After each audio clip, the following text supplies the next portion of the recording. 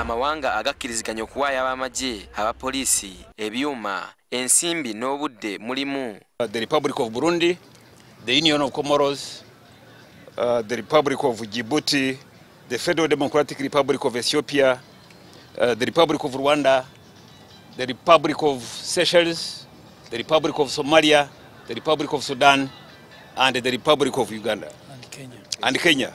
Eggwanga lya South Sudan ku mutendera guno likola gwa kwetegereza wabula nga lyawayo okusaba kwalyo nalyo lyegatte kugamenyeddwa olwo ebyokwerinda bibe binywevu mu mawanga gonna.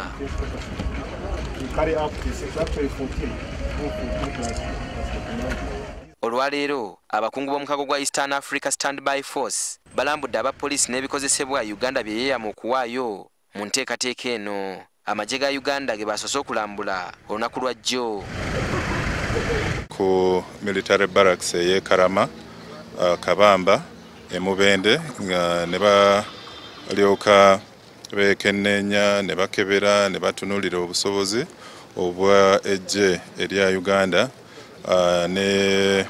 n'ebyokulwanyisa bye tulina. Abakungu be bamu bakugenda mu mawanga ag'enjawulo balabe obanga nabo bye basuubiza weebiri. Omulama guno gwonna guli wansi wa security oba entegeka y'ebyokwerinda ku lukalu lwa Africa. Buli ggwanga lya kutendeka abalwanyi baalyo ligule era litereke ebikozesebwa olwo bivengayo nga waliwo obwetaavu. Tusobola okudduukirira okutandikira ku ssaawa 24 mpaka ng'ennaku z'omwezi 14.